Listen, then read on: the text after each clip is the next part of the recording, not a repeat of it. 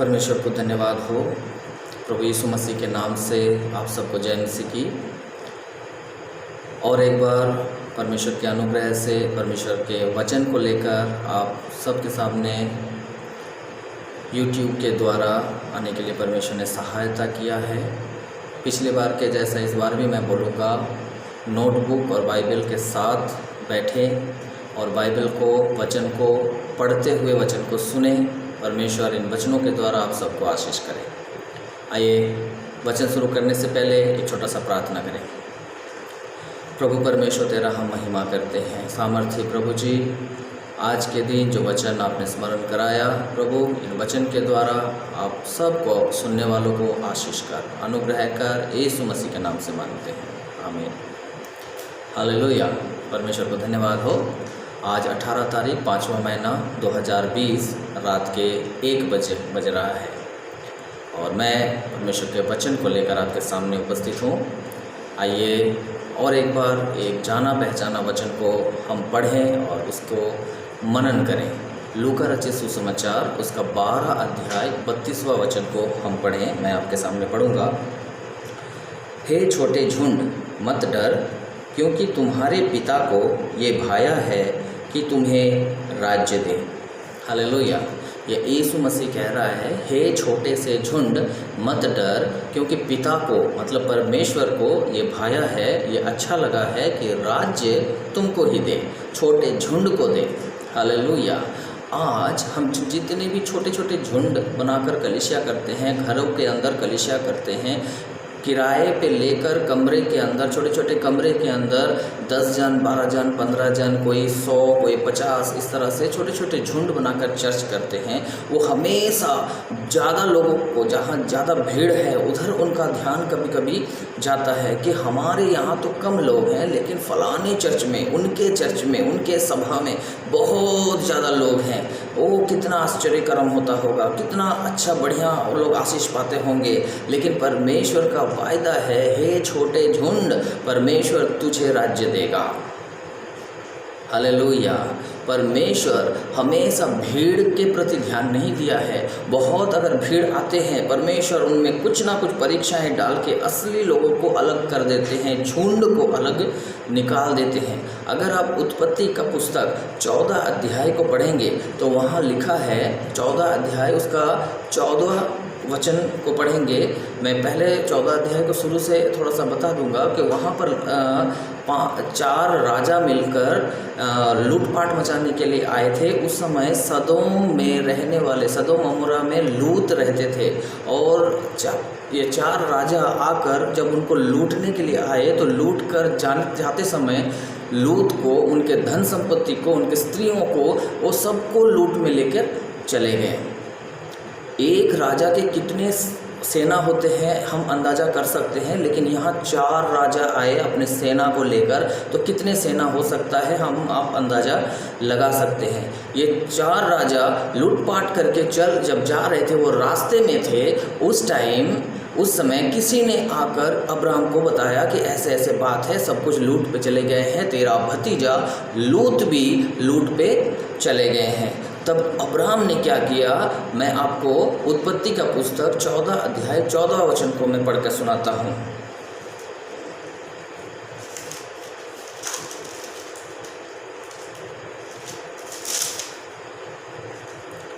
ये सुनकर कि उसका भतीजा बंदी बना लिया गया है, अब्राहम ने अपनी 318 शिक्षित, युद्ध कौशल में निपुण दासों को लेकर, जो उसके कुटुंब में उत्पन्न हुए थे, अस्त्र शस्त्र धारण करके दान तक उनका पीछा किया। हालेलुया।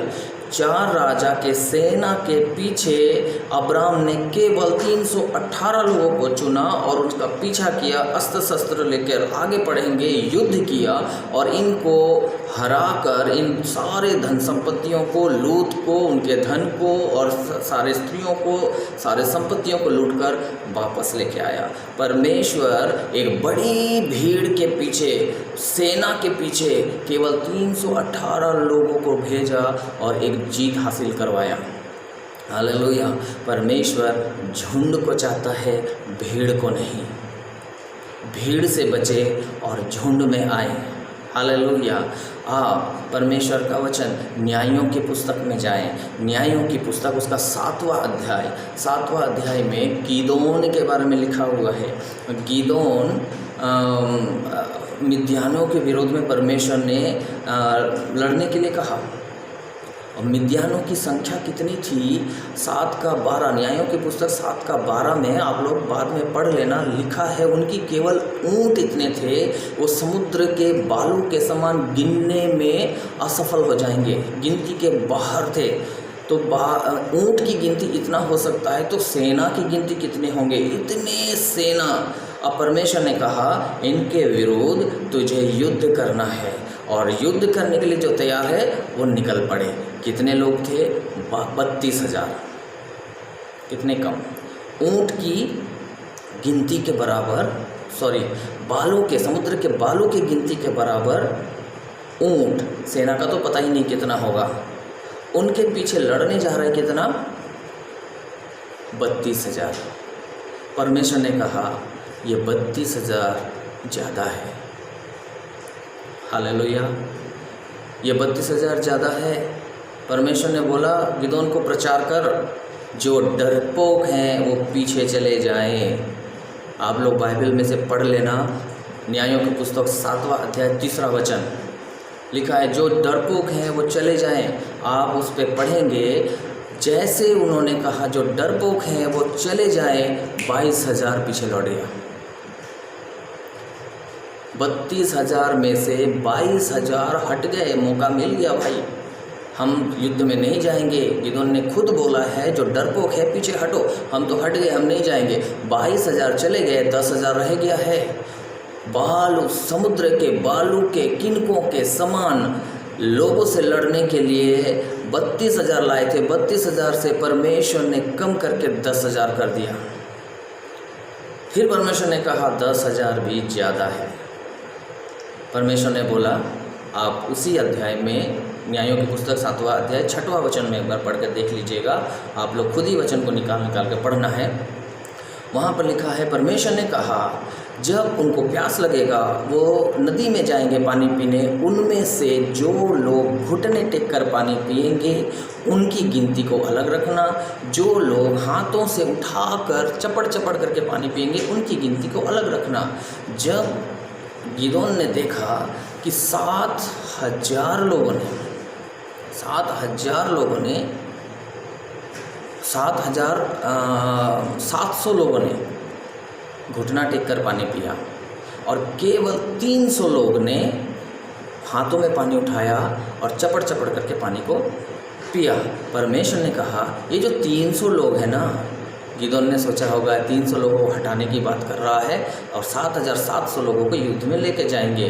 परमेश्वर ने बोला ये 300 लोग जो चपड़ चपड़ करके पानी पिया इनको अलग रख, और जो घुटना टेक कर 7,700 लोगों ने पानी पिया उनको अलग रख। इनको बोल घर जाए, इनको मुझे ज़रूरत नहीं है।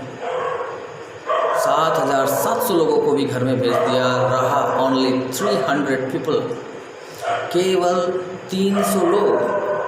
अब परमेश्वर कहता है 300 लोगों को लेकर जा और तू युद्ध लड़। ये दोनों 300 लोगों को लेकर जाता है।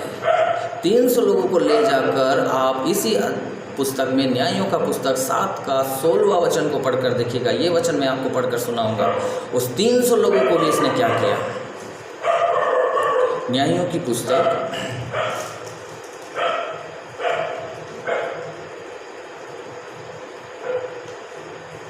7 अध्याय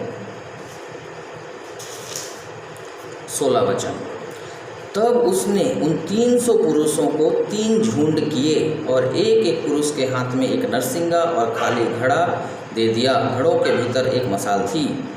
उन 300 लोगों को भी 3 झुंड, इकट्ठे युद्ध में जाने की ज़रूरत नहीं है। 3 झुंड बनाओ, 100 छोटे छोटे 3 झुंड बना दिए।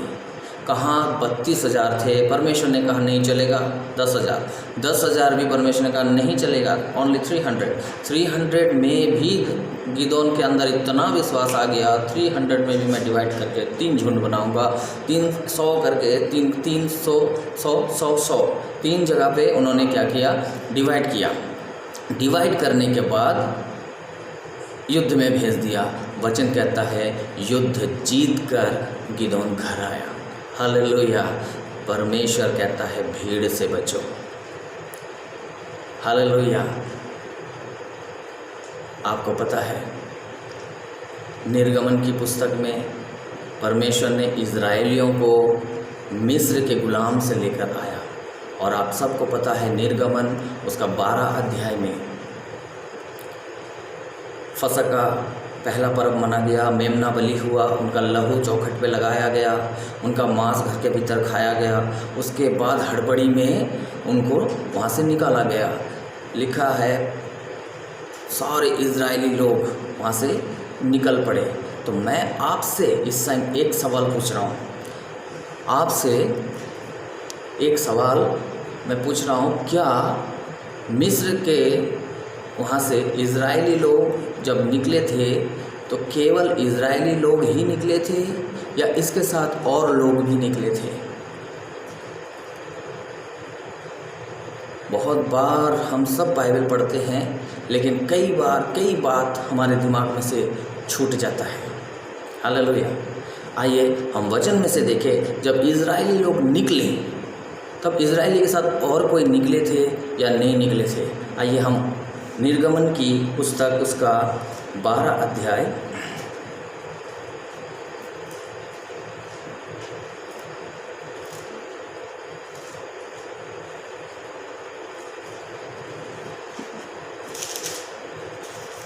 (38) 38वां वचन को हम पढ़ेंगे।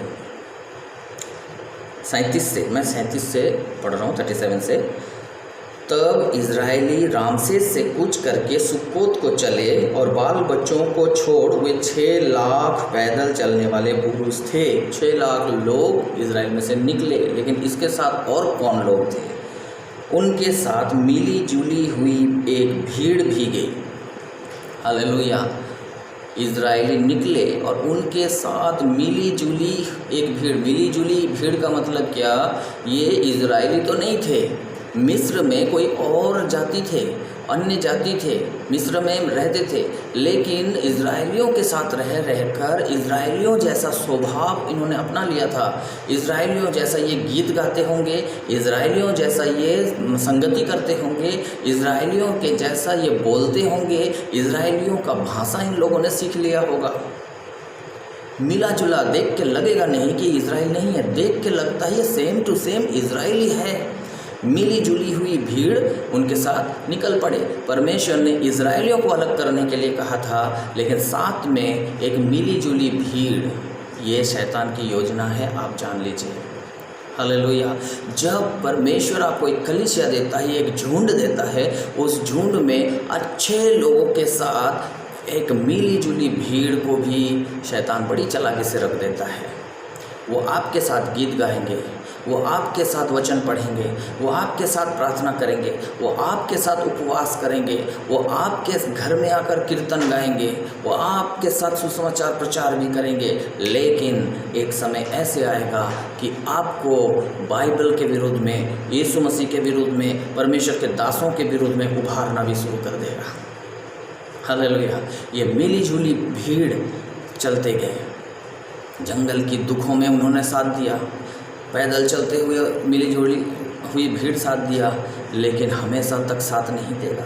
आपको पता है एक समय इन इजरायलियों को मांस खाने का, जंगल में मांस नहीं मिल रहा था, परमेश्वर ने मन्ना खिला खिला कर लेके जा रहे थे, लेकिन इजरायलियों को मांस खाने का बड़ा मन हो गया और पत्थर हुआ करने के लिए, मूसा को मारने के लिए भी तैयार हो गया। हमें मांस चाहिए, हमें मांस खाने के लिए व्यवस्था कर, हम मन्ना नहीं खाएंगे। अब उन्होंने कर दिया।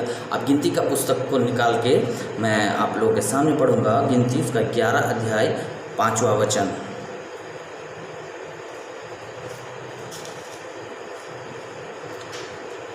वो क्या कहता है? हमें मांस खाने को कौन देगा? हमें वो मछलियाँ स्मरण है जो हम मिस्र में सेंत मेंत खाया करते थे, वो खीरे, वो खरबूजे, वो गंदने, वो प्याज, वो लहसुन भी। 6 में मैं पढ़ रहा हूँ। परंतु अब हमारा जी घबरा गया है, यहाँ पर इस मन्ना को छोड़ और कुछ भी नहीं देख पड़ता है। क्या कह रहा है? हमें मन्ना को छोड़ और कुछ भी नहीं दिखता है। हमें मिस्र का सब याद आ रहा है, प्याज, बैंगन, गेंदने, लहसुन, खीरे, वो सब कुछ याद आ रहा है। मांस भी दिख रहा है आँखों में, हमारे सोचों में मांस भी दिख रहा है, कैसे हम ऐसे ऐसे करके खाते थे, वो सब कुछ दिख रहा है, सब कुछ खाने का मन कर रहा है। हम बहुत गुस्से में हैं, हमें मांस चाहिए, हमें मसालेदार चाहिए, लहसुन प्याज के साथ मसालेदार खाना चाहिए। हम मन्ना नहीं खाते रहेंगे हमेशा तक। हालेलुया। बहुत उग्र मिजाज के बन गए इजरायली। वो अब कुछ दिन पहले, कुछ महीने पहले आराम से निकले थे, लेकिन आज इतने उग्र मिजाज के क्यों हो गए? मैं आपको बताता हूँ उग्र मिजाज के क्यों हो गए। क्योंकि उस टाइम उनके साथ एक मिली जुली हुई भीड़ निकला था, और आज जो मांस खाने का मन कर रहा है, आज जो इनको प्याज और अदरक और लहसुन याद आ रहा है, ये उसकाने वाला काम मिली जुली हुई भीड़ ने कर दिया था। हालेलुया। आप इसी का गिनती का 11 का 4 वचन को पढ़िएगा। लिखा है, मैं पढ़ के सुनाता हूँ। फिर जो मिली जुली भीड़ उनके साथ थी वो कामुकता करने लगी, और इजरायली भी रोने और कहने लगे, हमें मांस खाने को कौन देगा। हालेलुया। किसने उसकाया? ये मिली जुली हुई भीड़। इजरायली को बड़ा मज़ा आया था ना।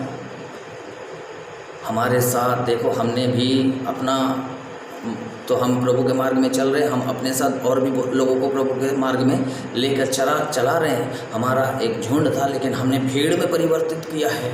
मिली जुली एक भीड़ हमारे साथ चल रहा है। ये हमारे धर्म का नहीं है, लेकिन हमारे धर्म को मानते हैं, हमारे परमेश्वर को मानते हैं। लेकिन हुआ क्या, एक समय विपत्ति आए और मांस खाने का मन हुआ, मसालेदार चीज़ें खाने का मन हुआ, और इसको उसकाने वाला काम और कोई नहीं किया, मिली जुली हुई भीड़ ने कर दिया। हालेलुया। मिली जुली हुई भीड़ से मैं बार बार कहता हूँ बचना है। जहाँ बहुत बड़े बड़े सभाएं, वो हर संडे लाखों लोग हैं, हम यूट्यूब में देखते ही हमारा मन होता है मैं काश वहाँ पर मैं पहुँच जाता। लेकिन सावधान रहे, आपके घर के पास जो छोटा कलीसिया है, उस कलीसिया में जो आशीष आपको मिलेगा, आपको बड़ी भीड़ में वो आशीष से आप वंचित हो जाएंगे। आप भागते हुए आएंगे, पैसा खर्च करते हुए आएंगे, लेकिन आपको वहाँ पर कुछ भी हासिल नहीं होगा। वचन ऐसे किसी ने कहा है, दूर के ढोल सुनने में अच्छा लगता है, जब पास में जाते हैं तो शोरगुल के से अलावा और कुछ नहीं है। और दूर के ढोल सुनने में केवल अच्छा लगता है। हालेलुया। परमेश्वर का धन्यवाद है वो कि आपके सामने एक छोटा कलीसिया है, आप उस कलीसिया के मेंबर हो। परमेश्वर उस कलीसिया के द्वारा आपको स्वर्ग तक ले जाएगा। परमेश्वर कहता है, हे छोटे झुंड मत डर, परमेश्वर पिता को ये अच्छा लगा है कि राज्य तुमको दे। हालेलुया। आपको पता है, इजरायली ये मिली जुली भीड़ को निकाला, इजरायलियों को ये मिली जुली भीड़ ने उसकाया, लेकिन एक समय इजरायलियों की आंखें खुल गया। नहमाया की पुस्तक 13 अध्याय में आप उस वचन को निकालिएगा। नहमाया 13 अध्याय,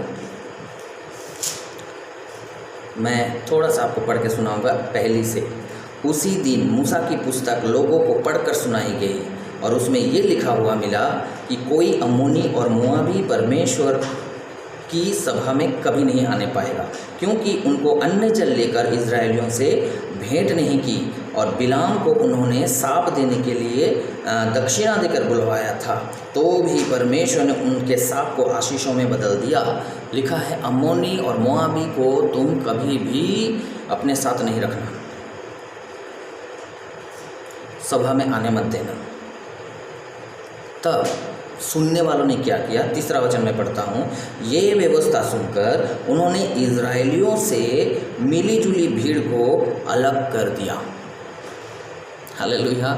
जब इनकी आंखें खुल गया कि बहुत बड़ी भीड़ दिखाने की ज़रूरत नहीं है, बहुत बड़ी भीड़ आने से ही नुकसान हो रहा है, हम गुस्से में आ जाते हैं, हम रास्ता भटक जाते हैं, हम गलती कर देते हैं, परमेश्वर के दास के ऊपर गुस्सा करना शुरू कर देते हैं।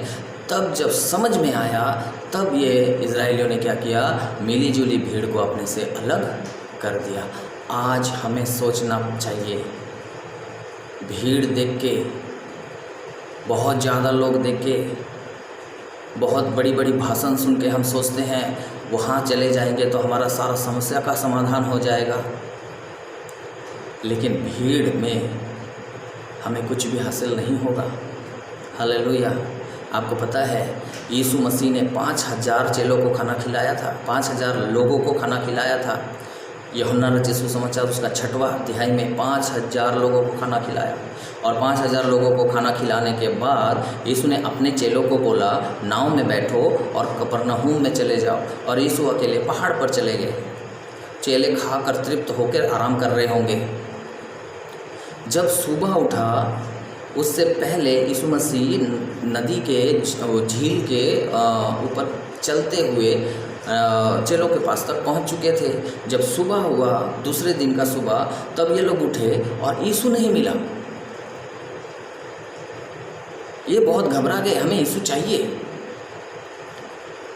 यूहन्ना रचित सुसमाचार 6वां अध्याय उसका 24वां वचन को मैं आपके सामने पढ़ूंगा।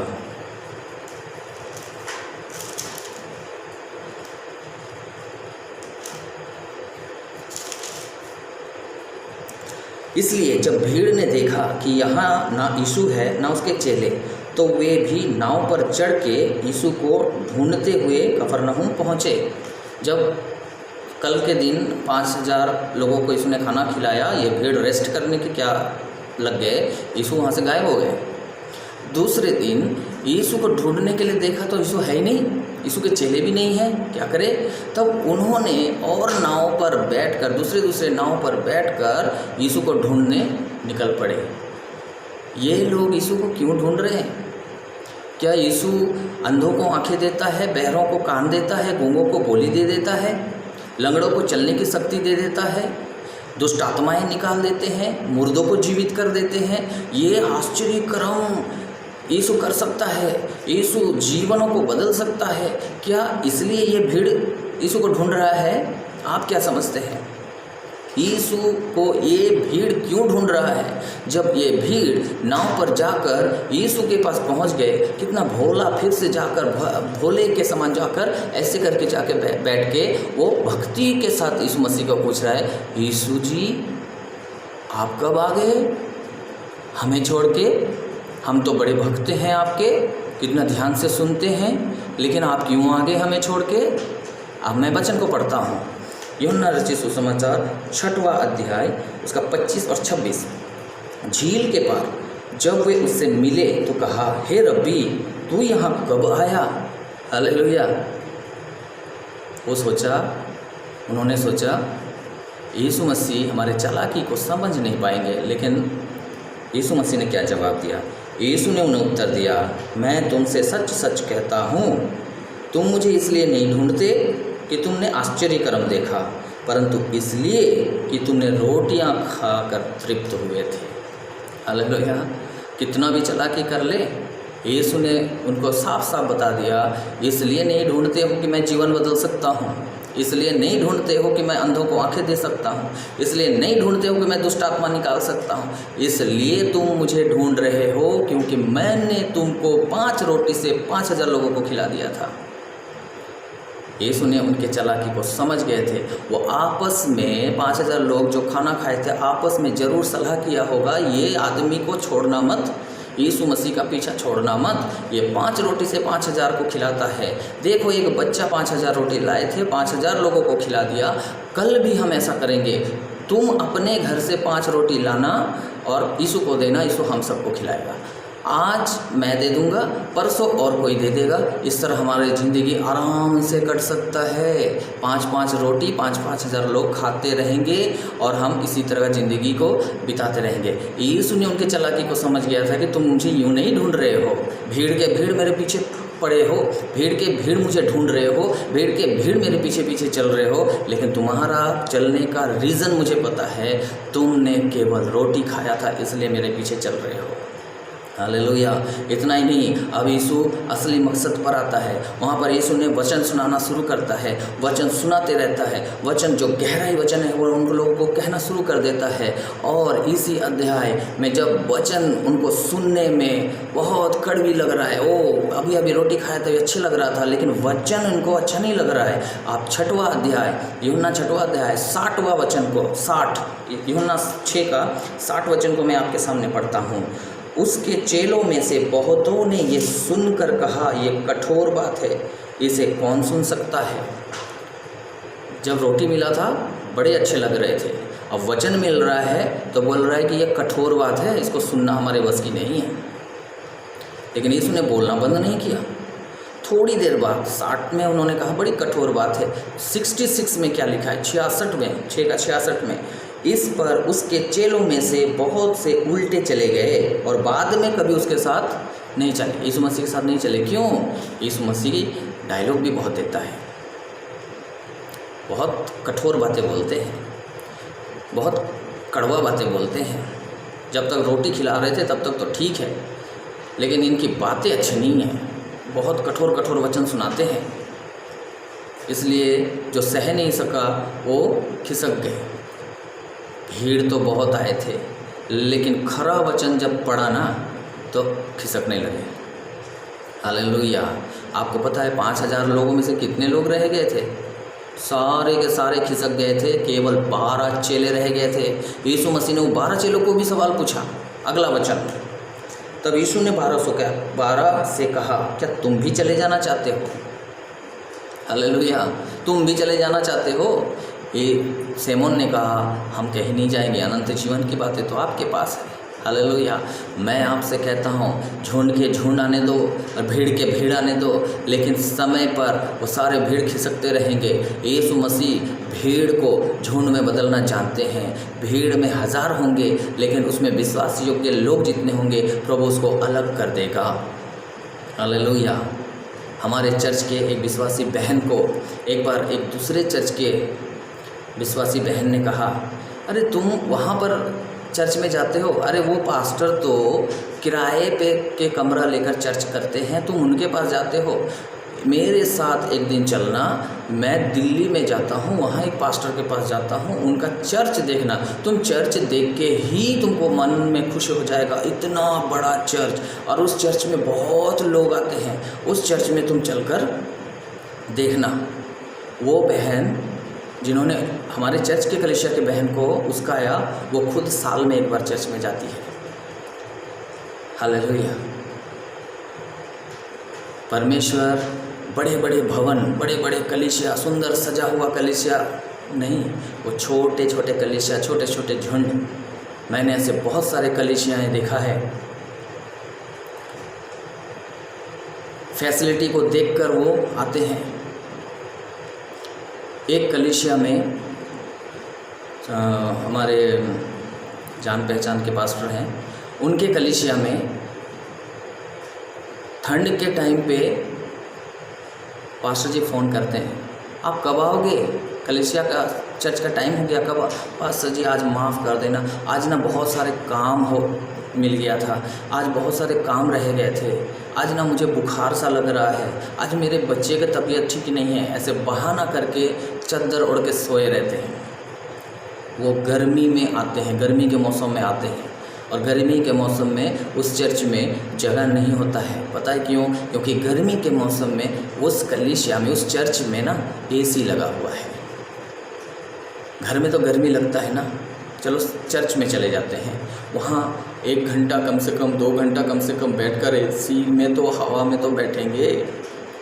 हालेलुया। बहुत भीड़, फैसिलिटी दिखाकर, बहुत गाना बजाना, ढोलक, ड्रम सेट, महंगा महंगा सामान वहाँ रख के हम एट्रैक्टिव करके लोगों को बुला सकते हैं, लेकिन परमेश्वर झुंडों को बनाना जानता है। उनमें से जो भी परमेश्वर का नहीं है वो खिसकने लगेंगे, झुंड ही रह जाएगा। हालेलुया। भीड़ से बचे। आपको पता है भीड़ से क्या नुकसान है? मैं आपको बताता हूँ। मरकुस रचित सुसमाचार उसका 2 अध्याय अगर आप पढ़ेंगे 1 से लेकर 4 तक, तो वहाँ लिखा है, एक लकवे का मारा हुआ को 4 मनुष्य कंधे पे उठाकर, खाट के साथ कंधे में उठाकर लेके आ रहे थे यीशु के पास, लेकिन यीशु के पास नहीं पहुँच पाए। उनको दूसरा रास्ता अपनाना पड़ा, उनको छत में जाना पड़ा, छत के खपरेल हटाना पड़ा, उनको रस्सी इतना रिस्क लेना पड़ा यीशु के पास लेके आने के लिए। फटाफट सामने से नहीं आ पाया। क्यों?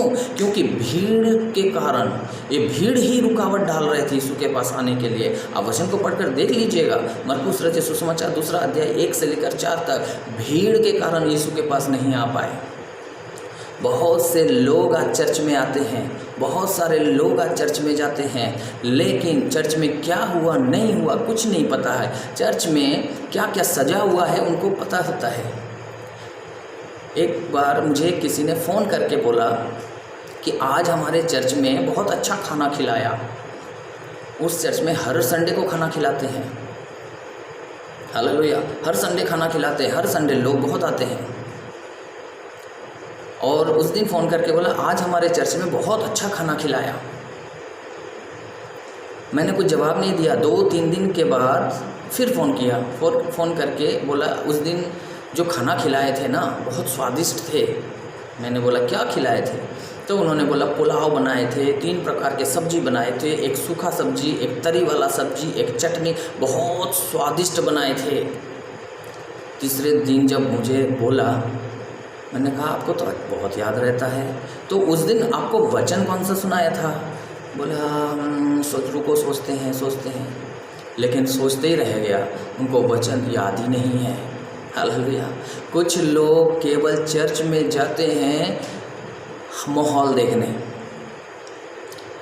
चर्च में जाते हैं वो देखने कि चर्च में कौन कौन झपकी मार रहा है, बाहर आके उसका मजाक उड़ाएंगे। हालेलुया। चर्च में आते हैं और देखते हैं कौन कैसा कपड़ा पहन के आए थे।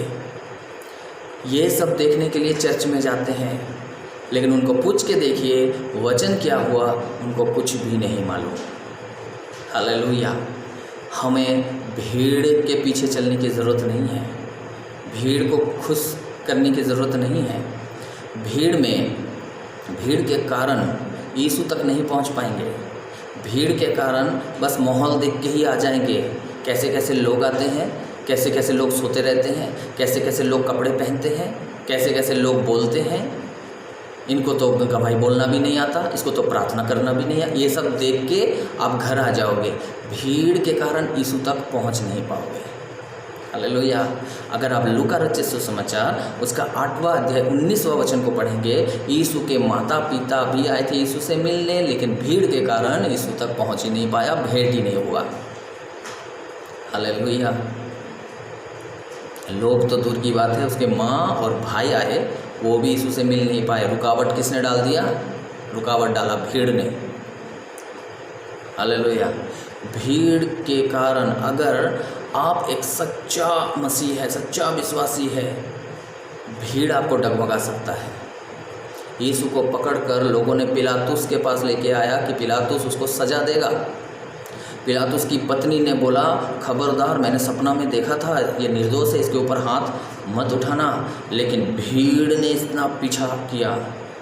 एक न्याय करने वाला व्यक्ति, एक राजा जिसके पास अधिकार है फैसला करने का, जो तख्ता बदल सकता है, जो कुछ भी फैसला ले सकता है, यीशु को छोड़ सकता है, यीशु को क्रूस दे सकता है, यीशु को मार सकता है, कुछ भी कर सकता है। लेकिन वो उनको पता था कि यीशु निर्दोष है। उसके पत्नी ने सपना देखा यीशु निर्दोष है, पिलातुस खुद को पता चल गया कि यीशु निर्दोष है, लेकिन यीशु को छोड़ने की हिम्मत नहीं किया।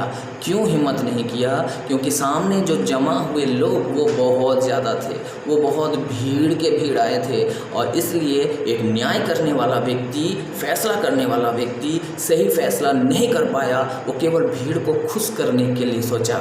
आप उस वचन को पढ़कर देखिएगा, लूका मरकुस रचित सुसमाचार उसका 15 अध्याय 15 वचन मैं आपके सामने पढ़ूंगा।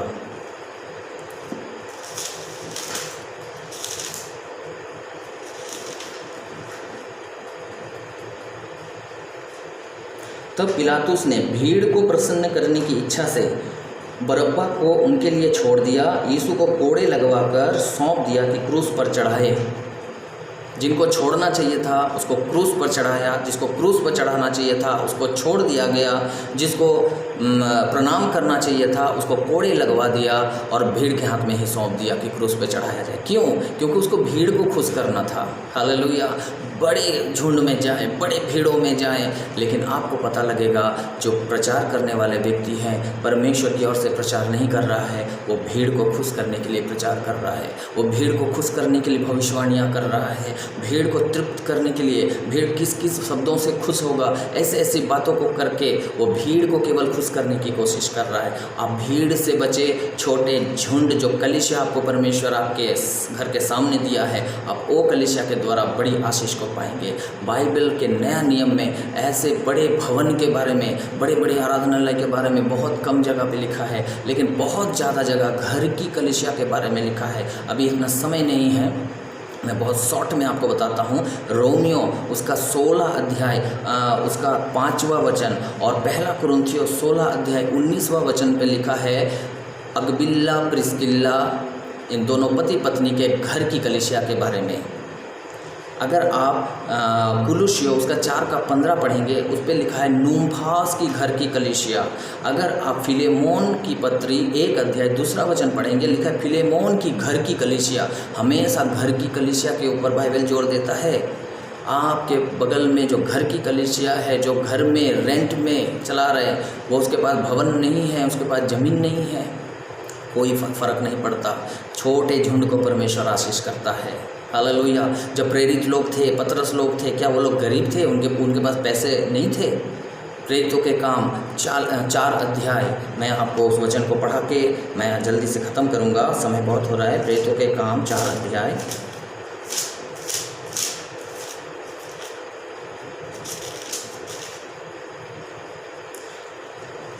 34वां वचन मैं पढ़ता हूँ। उनमें कोई दरिद्र ना थे, क्योंकि जिनके पास भूमि या घर थे उनको बेच कर बिकी हुई वस्तुओं का दाम ले लाते और प्रेरितों के पाँव के पास रख देते थे। हालेलुया। कोई भी गरीब नहीं था, कोई भी दरिद्र नहीं था, और जो भी थे आपस में क्या करते थे? सामान बेचना शुरू कर देते थे, घर तक बेच देते थे, ज़मीन तक बेच देते थे, उसका पैसे लाकर प्रेरितों के पाँव के पास रख देते थे, और जिसको जैसा होता था ज़रूरत उसके अनुसार बांट लिया करते थे। कोई भी गरीब नहीं थे। हालेलुया। आज सोचे पतरस के जगह आज के ज़माने का कोई एक पास्टर, सारे नहीं, कुछ पास्टर लोग अगर रहे और पतरस के ज़माने के टाइम पे सारे लोग, 5 लोग, कम से कम 5 लोग मान लीजिए, वो ज़मीन बेचकर पाँव के पास रखना चाहते हैं, तो पास्टर साहब क्या बोलेंगे पता है? एक काम करो, सारे ज़मीन मत बेचो, 2 जन क्या करो, ज़मीन चर्च के लिए दान कर दो, 3 जन ज़मीन बेच के उसका पैसा दे दो, हम चर्च बना देंगे। हालेलुया। पतरस भी ये नहीं कह सकता था कि हमें भवन की ज़रूरत है, हमें चर्च की ज़रूरत है, हम चर्च बनाएंगे, इसलिए ज़मीन सारे मत बेचो, हमें दान करो और कुछ लोग ज़मीन बेच के पैसा दो, हम भवन बनाएंगे। पतरस ने ये नहीं कहा। क्या पतरस बुद्धिभ्रष्ट हो गया था? पतरस का बुद्धि भ्रष्ट नहीं हो गया था। पतरस के अंदर पवित्र आत्मा काम करता था, उनको पता था भवन की ज़्यादा ज़रूरत नहीं है। आज के लोगों को भवन की बहुत ज़्यादा ज़रूरत है। वो चंदे इकट्ठा करते हैं ज़मीन खरीदने के लिए, वो भवन बनाने के लिए चंदे इकट्ठा करते हैं, घर की कलीसिया से हटना चाहते हैं। आज बहुत सारे कलीसियाओं को तोड़ दिया गया है। हालेलुया।